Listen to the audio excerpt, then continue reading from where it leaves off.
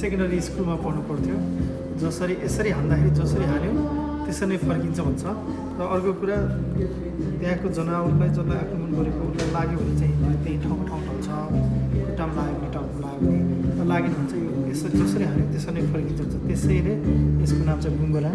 यो चाहिँ hand painted हो। यहाँको आदिवासी जनजातिहरूको एबोरिजिनल हुन्छ उहाँहरूको आर्ट हो यो। अनि यो आर्टहरू पनि एकदमै विश्वकै पुरानो आर्टहरू हुनुपर्छ। आदिवासी जनजातिको 50-60 हजार वर्षभन्दा पुरानो आर्ट हुन्छ यो। यसको पनि मिनिङ छ। यो माथिबाट हेर्दाखेरि ठ्याक्कै यस्तो देखिन्छ, वेलहरू लाइन लगाउँदा यो समुद्रमा हुनेछ। अनि यसको पनि मिनिङ चाहिँ यो कुनै ठाउँको चाहिँ ठ्याक्कै माथिबाट इगल आई भ्यूबाट चाहिँ देखिन्छ भन्ने खालको हो। र उहाँहरूको चाहिँ यो आर्टहरू एकदम अस्ट्रेलियाको छ। यो जुन आर्टहरू देखिन्छ क्यापमा, बोटलमा, यो ऱ्याङमा, यो चाहिँ यहाँको आदिवासी जनजातिहरूको एकदमै वर्ल्डको पुरानो मनपर्छ। हस्त धन्यवाद।